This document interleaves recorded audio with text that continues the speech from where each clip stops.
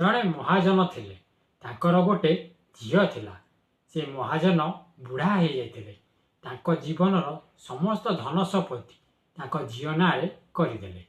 ଝିଅ ଆଉ ଜ୍ୱାଇଁ ବହୁତ ଅଏସ୍ ଆରାମରେ ଜୀବନ ବିତାଉଥିଲେ।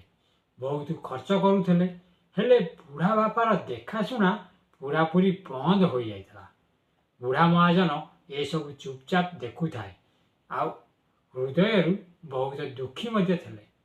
ଗୋଟେ ଦିନ ସେ ଜଣେ ମହାଜନ ପାଖରୁ 1000 ସୁନାର ମୁଦ୍ରା ଧାରେ ଆଣିଲେ ଆଉ ତାକୁ ଗୋଟେ ଲୁହାର ବାକ୍ସ ଭିତରେ ଭରିଦେଲେ। ଝିଅ ଆଉ ଜ୍ୱାଇଁଙ୍କୁ ଡାକି ଦେଖାଇଲେ ଆଉ କହିଲେ, ମୋ ପାଖରେ ଏମିତି ଆହୁରି 10ଟି ବାକ୍ସ ଅଛି। ଇଏ ମୋ ଜୀବନ ସାରା ପରିଶ୍ରମର ଧନ। ମୋର ମୃତ୍ୟୁ ପରେ ଗୋଟିଏ ବାକ୍ସ ଦାନରେ ଦେଇଦେବ ଆଉ ବାକି 9ଟି ବାକ୍ସ ତୁମେମାନେ ରଖିଦେବ। ଏହା ଶୁଣି ଝିଅ ଆଉ ଜ୍ୱାଇଁର ବ୍ୟବହାର ବଦଳିଗଲା ଆଉ ସେ ବୁଢ଼ାର ବହୁତ ସେବା କରିବାରେ ଲାଗିଲେ। ପ୍ରତ୍ୟେକ ସୁଖ ସୁବିଧାରେ ଧ୍ୟାନ ଦେଲେ।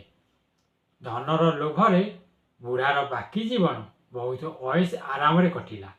ଯେବେ ବୁଢ଼ା ମହାଜନର ମୃତ୍ୟୁ ହେଲା, ଝିଅ ଆଉ ଜ୍ୱାଇଁ ଖୁସିର ସହକାରେ ବାକ୍ସ ଖୋଲିଲେ ଆଉ ବାକ୍ସ ଭିତରେ ସୁନା ମୁଦ୍ରା ଜାଗାରେ ପଥର ଥିଲା।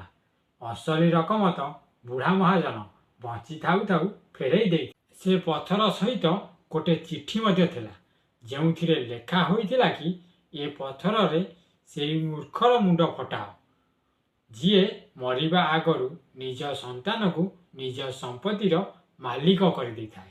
ହେଲେ ଗୋଟେ କଥା ମନେ ରଖ, ଯେଉଁ ପର୍ଯ୍ୟନ୍ତ ନିଶ୍ୱାସ ଚାଲିଛି ନିଜ ଅଧିକାର ନିଜ ହାତରେ ରଖ।